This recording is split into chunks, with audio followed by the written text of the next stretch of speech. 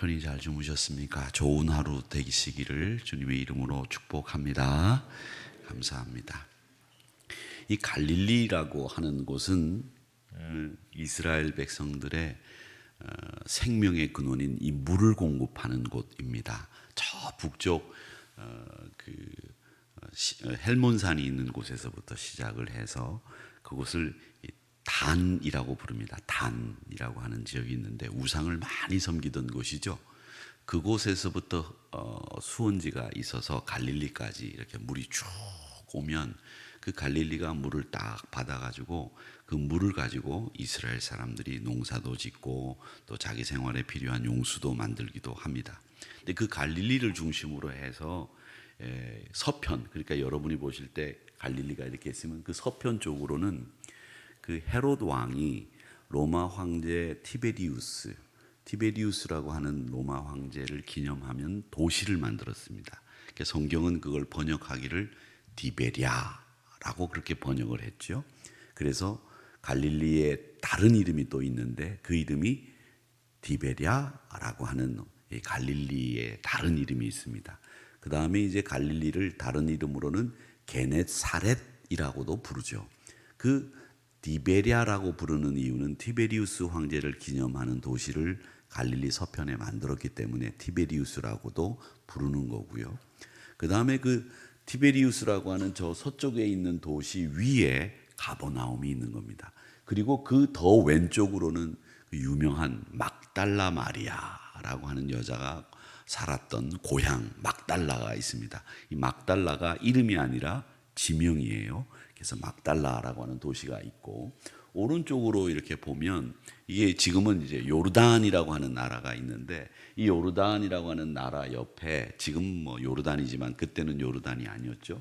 갈릴리 동편에 10개의 도시다. 그래서 데가라고 하는 말이 이 히라버로 그리스 말로 열이라는 뜻이거든요. 그래서 데카라고 하는 옛날에는 그 왜 LP판을 만들 때 유명한 클래식을 만들던 레이블이 하나 있습니다. 그 데카라는 말이 열이라는 뜻이죠. 그래서 디셈버라고 하는 우리 12월이 사실은 10월이죠. 10월이에요. 왜냐하면 이 디셈버라고 하는 데카라고 하는 말이 열이라는 뜻이거든요. 근데 그 중간에 황제들이 자기 이름을 집어넣었죠. 줄라이하고 어거스트를 집어넣는 바람에 이 10월이 12월이 된 겁니다. 그래서 디셈버는 사실은 10월이에요. 그러니까 여러분들이 디셈버 그러면 그게 원래 10월이었다고 아니 그걸 뭐 이렇게 하시면 됩니다. 디셈버는 원래 10월이었거든요. 그렇게 데카라고 하는 말에 폴리스라고 하는 말을 붙여서 데카폴리스 10개의 도시다 이렇게 이름을 지어놨죠. 그걸 성경은 뭐라고 번역했냐면 데가폴리라고 번역을 한 겁니다. 이제 문제는 이 갈릴리를 중심으로 해서 어렵고 힘든 사람들이 너무 많았다는 거예요. 왜? 저항의 도시고 또 어떻게 보면 단골 세력들이 제일 많은 지역이 갈릴리였기 때문에 소외받은 사람들, 버려진 사람들이 무척 많았습니다. 그런 이 척박한 환경에 병까지 걸린 남자도 아닌 여자가 있었습니다. 지금은 물론 남자보다도 여자분들이 살기가 훨씬 더 수월한 세상이 됐죠. 뭐 더 수월한 세상은 아니지만 고대 사회에 비해서는 이 여성들이 살 수 있는 세상으로는 지금 세상이 훨씬 더 수월해졌습니다. 여자가 혼자 돼도 남자가 혼자 돼도 남자는 혼자 되면 이거 큰일 납니다. 이 뭐 밥도 못 하지, 뭐 밥솥도 못 만지지, 세탁기도 못 만지지, 뭐 저가 만약에 혼자가 되면 이게 문제가 아주 심각해집니다. 그런데 여자분들은 혼자가 돼도 별로 그렇게 문제가 될 게 없는 게 할 일도 많고 오라는 데도 많고 또 삶을 연명할 수 있는 여러 가지 방편들이 현대 사회는 훨씬 더 남자보다 여자분들이 많습니다. 물론 뭐 그 재력에 있어서 물질을 모으고 뭐 생계를 이어가는 데 있어서 남자보다 월등하다 이렇게 말할 수는 없지만 여자들이 살기는 고대 사회는 이건 특히 여자가 병이 걸렸고 남편이 없고 자식이 없으면 이건 거의 죽는다 보면 됩니다. 그러니까 어린아이를 낳아놓고 부모가 유기하는 것과 똑같은 상황이 생기는 것이 여자가 혼자 됐다, 병이 있다, 자식이 없다, 가난하다 이런 상황이면 이게 말이 안 되는 상황이에요. 생존할 수 있는 확률이 거의 제로라고 봐도 과언이 아닐 정도로 어려운 삶이었다는 거죠. 그런데 오늘 여기 나오는 등장하는 이 여인은 어떤 사람이었느냐? 없습니다. 아무도 없습니다.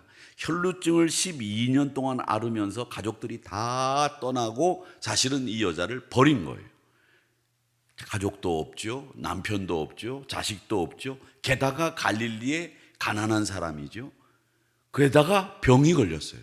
그것도 혈류병, 낫지 못하는 이 병에 걸려서 도무지 살아갈 방도가 없는 여성이었다라는 거죠. 그러니까 여러분, 우리가 지금 생각하기엔 정말 이 여성이 이럴 수 있을까 싶을 정도로 우리가 생각하는 환경에서는 병만 걸렸지라고 생각할 수 있는데 그게 아니라는 거예요. 완전히 이제 사지로 내몰려서 벼랑 위에 서 있습니다. 사람들이 밀려고 딱 하는 그런 순간에 서 있는 여성이라고 보면 됩니다. 그러니까 얼마나 어렵겠어요. 완전히 단절되고 완전히 소외받은 그런 여성이었다는 거죠. 여러분, 우리가 예전에 사오정 시리즈라고 하는 우스갯소리가 있지 않습니까? 기억나시는지 모르겠습니다만은 사오정이 이제 식당에를 갔습니다. 식당에를 가가지고 뭐라고 그러냐면 식당 주인에게 먹을 걸 주문하죠. 아저씨, 돈가스하고 오렌지 주스 한 잔 주세요. 그랬더니 식당 주인이 말합니다. 아유, 돈가스가 떨어졌습니다. 그러니까 아, 그래요? 그렇게 얘기한 다음에 사오정이 다시 주문합니다. 아, 그러면 돈가스하고 커피를 주십시오. 그렇게 얘기합니다. 그러니까 식당 주인이 다시 대답합니다. 아, 돈가스가 떨어졌다고 말하지 않았습니까? 그랬더니 사오정이 또 주문합니다. 아, 그러면 돈가스만 주세요. 이게 사오정 시리즈의 내용입니다. 여러분, 이 얘기를 들으면서 어떤 생각이 드세요? 저는 이게 말이 안 통하는 단절된 벽이 딱 쳐져 있다. 요즘 얘기로 젊은 사람들이 얘기하듯이 쉴드 쳤다, 이런 생각이 딱 들어요. 아무리 말해도 말이 안 통하는, 담이 꽉 막힌 담이 있는 것과 같은 대화, 그 속을 알지 못하는, 그 속에 뭐가 들어있는지 모르는 이런 사람들이 지금 현대인들이다라고 하는 것을 우리에게 일러주는 우스갯소리다. 자기의 집요한 주장, 자기의 목표, 이것만을 위해서 달려가는 현대인들을 풍자하는 소리가 아니냐, 이런 생각이 듭니다. 여러분, 사오정이 귀가 어둡습니까? 아닙니다. 다 듣습니다. 그러니까 대화를 하지요. 그런데 아예 남의 소리에는 귀를 막고 자신의 목적만을 향해서 달려가는 현대인들의 모습을 그대로 그려놓고 있는 거예요. 그래서 이 이야기는 그냥 나온 얘기가 아니라는 거죠.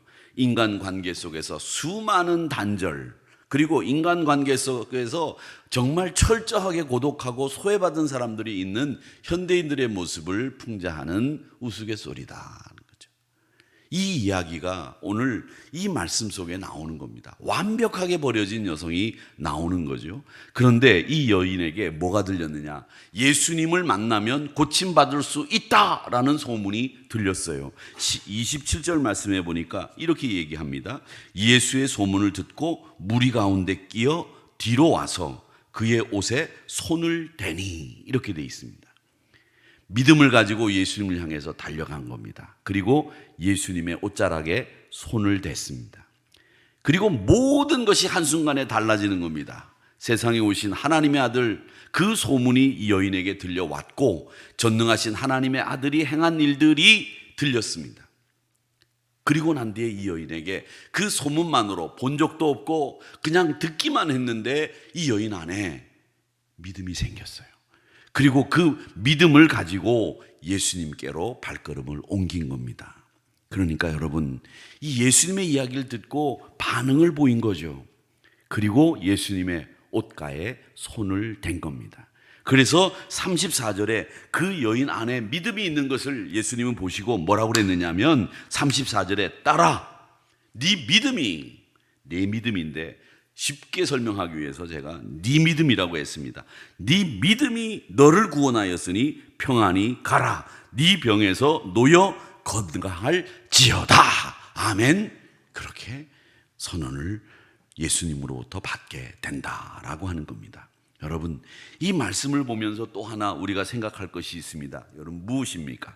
평안히 가라. 평안히 가라. 다시 한번 그 말씀 좀 띄워주시죠.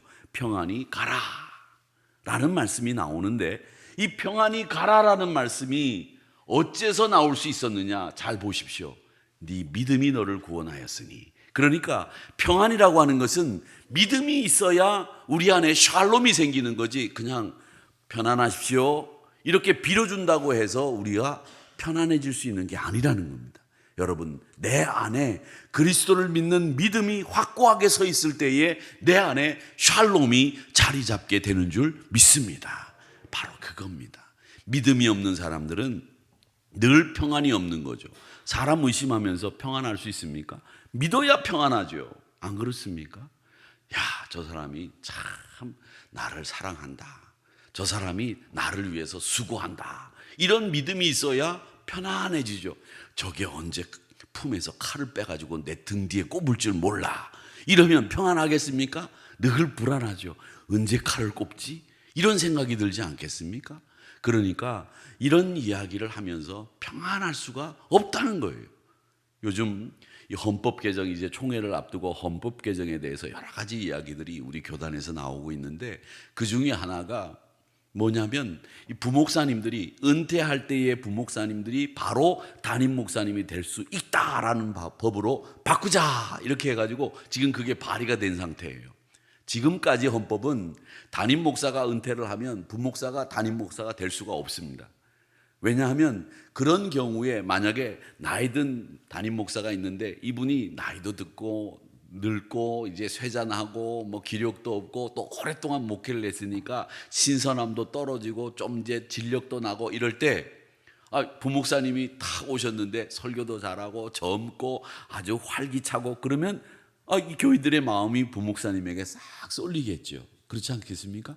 그러면서 목사님은 나가시라, 부목사님이 담임 목사로 모시는 일들이 예전에 있었습니다. 그래서 그런 일을 미연에 방지하기 위해서 이 담임 목사를 이 부목사가 될 수가 없도록 이 법으로 막아놨어요. 그리고 이제 막아놨는데 요즘은 이제 그런 일들도 별로 없고, 그러니까 이제 부목사님 중에서 보면 야, 참 우리 교회 담임 목사님이 되셨으면 좋겠다 생각하는 그런 목사님들이 있거든요. 그런데 법 때문에 다른 교회로 갔다가 혹은 해외 유학을 갔다가 다시 돌아오는 경우들이 있다는 거죠. 여러분, 법이라는 것도 그렇습니다. 뭐를 못하게 하기 위해서 만든 법은 결국 없어져요. 그 법의 가치가 처음부터 건전하고 건강한 법의 가치를 가지고 만들어진 법이라면 그 법은 옳습니다. 오래갑니다. 그리고 사람들의 지지를 끝까지 받습니다. 근데 그렇지 않으면 끝까지 못 받아요. 그러니까 목사들이 모이면 무슨 얘기를 하느냐? 야, 그 법이 통과되면 이제 목사가 불안해서 목회를 할 수 있겠느냐? 이런 얘기들이 바로 나옵니다. 못 믿겠다는 거죠. 저는 그런데 여러분, 못 믿겠다라는 말을 하는 목사들을 저는 이게 시덥지가 않아요. 뭘 못 믿습니까? 그냥 가라 그러면 가는 거고, 그냥 부목사가 담임 목사 되면 되는 건데. 그래서 또 법이 싹 또 바뀌었어요. 뭐라고 그러냐? 담임 목사가 사망을 했거나 은퇴할 때에 부목사가 담임 목사 될 수 있다. 이렇게 바꾼다고 합니다. 그러니까 교묘한 거죠. 이 뭘 얘기합니까? 어른들이, 기성세대가 젊은 세대를 편안히 바라보지를 못하는 거예요. 능력 있는 걸 키워주지 못하는 이런 모습들이 보이는 거죠. 저는 항상 그런 얘기를 합니다. 우리 기독교 대한선교교회가 왜 장감성에서 장감성이 되지 못했느냐? 장로교는 물론 아주 유명한 어른들이, 참 어른들이 많습니다. 감리교도 많습니다. 침례교도 이동원이라는 목사가 있고요. 참 유명한 목사님들이 많고, 뭐 순복음에도 그런 사람들이 많은데 우리 성결교회만 유난히 한국 교회를 흔들 수 있는 인물들이 없었어요. 왜? 안 키웠으니까. 그러니까 이 다음부터는 우리도 그렇지만 저도 그렇지만 다음 세대를 키워나가는 일들을 해야 우리 성결교단이 큰다는 거예요. 그런데 그런 생각이 없으면 안 돼요. 그러니까 장로님들, 우리 권사님들 잘 기억하십시오. 사람을 키워야 교회도 부흥하는 거예요. 사람을 키워야, 사람을 맨날 밟고 의심하고 네가 내 자리를 엿보는 거 아니냐 이런 생각을 하게 되면 교단이 안 크는 거예요. 교회도 안 크고 사람도 못 크는 거예요. 좀 그릇이 큰 그릇이 돼서 사람을 키워야 된다라는 거죠. 제가 이런 얘기를 하는 이유는 뭐냐? 믿음이 있어야 평안이 가라는 말이 나오는 것처럼 믿음이 있어야 샬롬이 온다는 거예요. 여러분 마음에도 믿음이 있어야 샬롬이 생기는 겁니다. 그리고 신앙이라고 하는 것은 여러분, 예수님의 옷가에 손을 댔다라는 게 뭡니까? 믿음을 가지고 손을 댄 거예요. 믿음을 가지고 손을 댔다는 말은 우리가 하나님과 연합하는 일은 유기적이고 영적인 연합을 이야기하는 겁니다. 그냥 물리적으로 옷가에 손을 댄 것이 아니라 영적으로 그를 믿는 확신을 가지고 옷에 손을 댄 거예요. 이 영적인 연합, 영적인 유기적인 연합이 그로 병을 낫게 했다라고 하는 겁니다. 그러니까 신앙의 연합이 우리 안에 일어나야 기적이 일어나는 겁니다. 여러분, 그냥 교회 오는 것이 아니라 새벽 자리를 지키는 것이 아니라 영적으로 이 자리에 와서 우리 주님과 함께 하나가 되시기를 축원합니다. 그렇게 예수님의 옷가에 손을 대는 순간에 여러분 안에 기적이 일어나는 거예요. 병이 낫고 막혔던 문제가 풀리고 역사가 일어나고 우리의 길이 환하게 열리는 일들이 생겨난다라고 하는 겁니다. 오늘 이 여인이 신앙적인 영적인 만남을 통해서 그의 12년 앓던 혈루증이 고침받았던 것처럼 여러분, 우리도 예수님과 연합하는 일이 있어야만 우리가 고침받고 역사가 일어난다라고 하는 것을 확신하시고 우리 주님과 함께하는 여러분 되시기를 주님의 이름으로 축복합니다. 그냥 군중들이 애워싸고 있는 그리스도 옆에만 계시지 마시고 그와 연합하십시오. 그의 옷가에 손을 대십시오. 이 영적인 연합을 통해서 새로운 고침받는, 그리고 예수님이 우리에게 베풀어 주시는 놀라운 은혜를 경험하는 여러분의 삶이 되시기를 주님의 이름으로 축복합니다.